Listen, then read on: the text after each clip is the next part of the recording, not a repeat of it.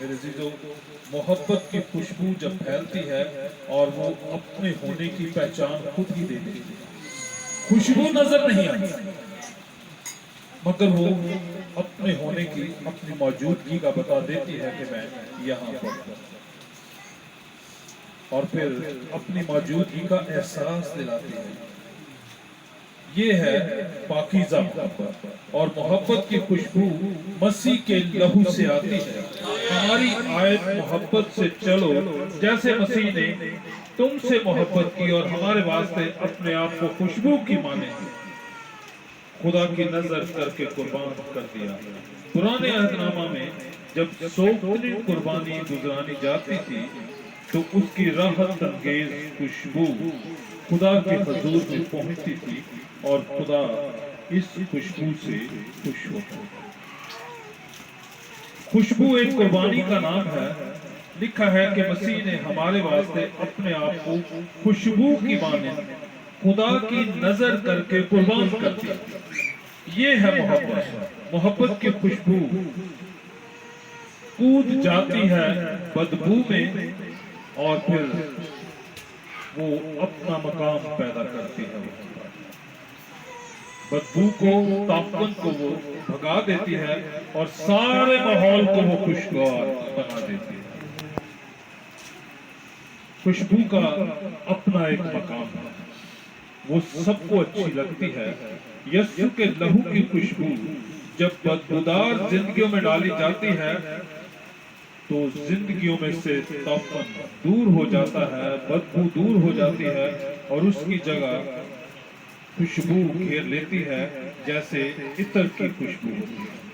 غزل کی کتاب اس کے پہلے باب اس کے 3 آیت میں لکھا ہے، تیرے عطر کی خوشبو لطیف ہے، تیرا نام عطر ریختہ ہے، اسی لیے کنواریاں تجھ پر عاشق ہیں۔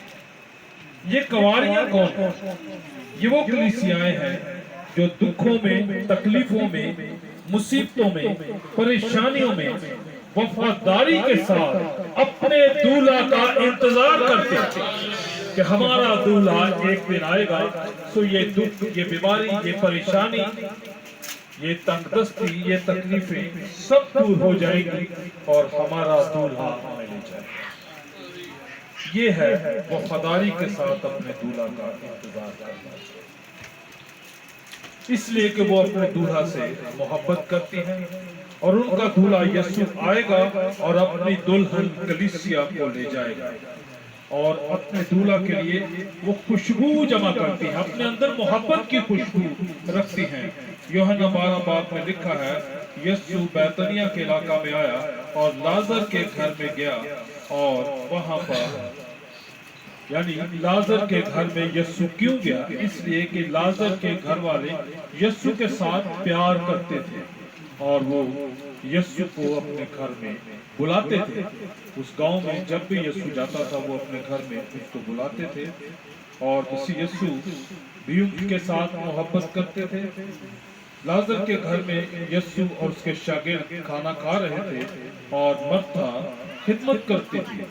اتنے میں مریم آئی اور اس کے پاس جٹا ماسی کے عطر کا بھرا ہوا مرتبان تھا۔ یہودی دستور کے مطابق کنواری لڑکیاں عطر جمع کرتی تھی اور جب ان کی شادی ہوتی تھی اور وہ یہ عطر اپنے دولہا کو تحفہ میں پیش کرتی۔ یہ عطر بہت قیمتی ہوتا تھا اور اس مرتبان میں تقریباً 8 سیر عطر تھا۔ مرتبان اس کی پرانی زندگی کو ظاہر کرتا ہے کیونکہ وہ مٹی سے بنا ہوا ہے۔ اس نے وہ مرتبان یسوع کے قدموں پر لا کر توڑ دیا اور خود اپنے بالوں سے عطر لگا کر یسوع کے پاؤں پوچھنے لگی۔ عطر کی خوشبو اب مہک رہی ہے اور یسوع کے شاگرد وہاں پر موجود ہیں اور لوگ بھی بیٹھے ہیں۔ ان شاگردوں میں سے ایک شاگرد یہودا اسکریوتی جو بعد میں یسوع کو پکڑوانے والا بھی ہوا، ایک دم بول اٹھا کہ یہ عطر بیچ کر غریبوں کو کیوں نہ دیا گیا۔ 300 دینار کا یہ عطر بک جاتا، اس نے یہ اس لیے نہیں کہا کہ اس کو غریبوں کی فکر ہے، بلکہ وہ چور تھا اور اس کو غریبوں کی فکر نہ تھی، بلکہ اس کے پاس چندے کی تھیلی رہتی تھی اور جو کچھ اس میں جمع ہوتا تھا وہ نکال لیا کرتا۔ یسوع نے کہا، یہ عطر میرے دفن کے لیے ان کو رکھ دو، کیونکہ غریب غربا تو ہمیشہ تمہارے ساتھ ہے، مگر میں ہمیشہ تمہارے پاس نہ رہوں۔ یسوع جب پیدا ہوئے تھے تو یسوع کے حضور میں سونا، مر اور لبان اس کو نذرانہ پیش کیا گیا۔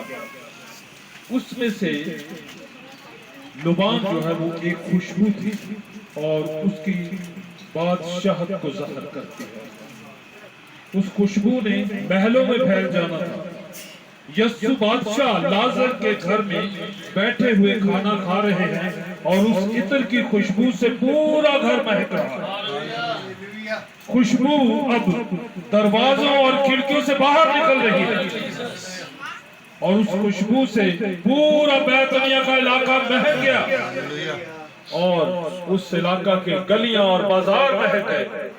میرے عزیزو، حکمت اور دانائی کا بادشاہ سلیمان اپنی کتاب غزل میں لکھتے ہیں، اس کے پہلا باب اس کی 12 آیت میں فرماتے ہیں، جب تک بادشاہ تناول فرماتا رہا میرے سنبل کی مہک اڑتی تھی۔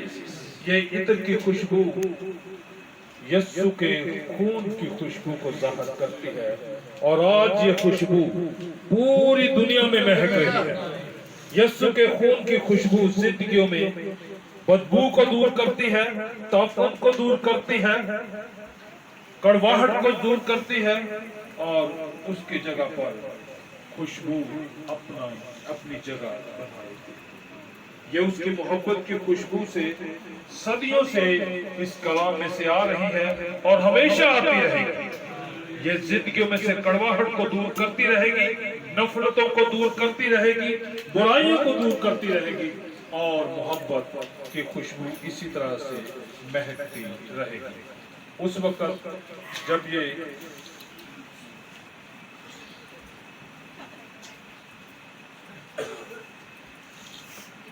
وقت جب یہ محبت صلیب پر دکھائی گئی ہے تو خدا نے اپنے بے عیب بیٹے کو جو گناہ سے واقف نہ تھا اس کو بنی نوع انسان کی نجات کے لیے صلیب پر قربان کر دیا تاکہ بنی نوع انسان نجات پائے۔ کلام مقدس میں مقدس پالوس رسول پہلا کرنتھیوں اس کے 13 باب میں لکھتے ہیں، یہاں پر لکھا ہے، اگر میں آدمی اور فرشتوں کی زبانیں بولوں اور محبت نہ رکھوں تو میں ٹھنٹھناتا پیتل اور جھنجھناتی جانچ ہوں۔ اگر مجھے نبوت ملے اور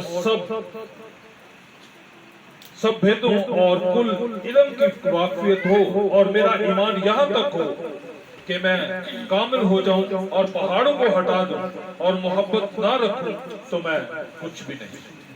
اگر اپنا سارا مال غریبوں کو کھلا دوں یا اپنا بدن جلانے کو دے دوں اور محبت نہ رکھوں تو مجھے اس سے کچھ فائدہ نہیں۔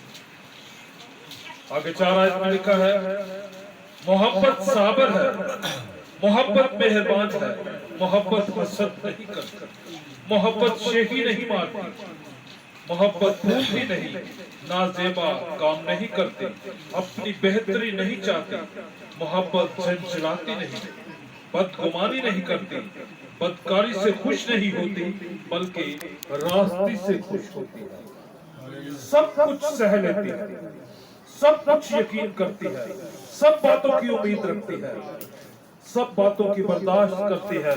کلام مقدس میں لکھا ہے، محبت کو زوال نہیں۔ نبوتیں ہوں تو معقوف ہو جائیں گی، زبانیں ہوں تو جاتی رہیں گی، علم ہو تو مٹ جائے گا۔ لکھا ہے، کیونکہ ہمارا علم ناقص ہے اور ہماری نبوت ناتمام ہے۔ مگر کیا ہے محبت ہمیشہ قائم رہے گی، اور یہی وہ محبت جو خدا کی محبت ہے، یہ ابدی محبت کہلاتی ہے۔ ہمارا خدا بھی ابدی خدا ہے اور اس کی محبت بھی ابدی ہے۔ اس سے زیادہ خدا ہم سب کو برکت دے۔ آئیے اپنی آنکھوں کو بند کریں، اپنے سروں کو خدا کے حضور میں جھکائیں۔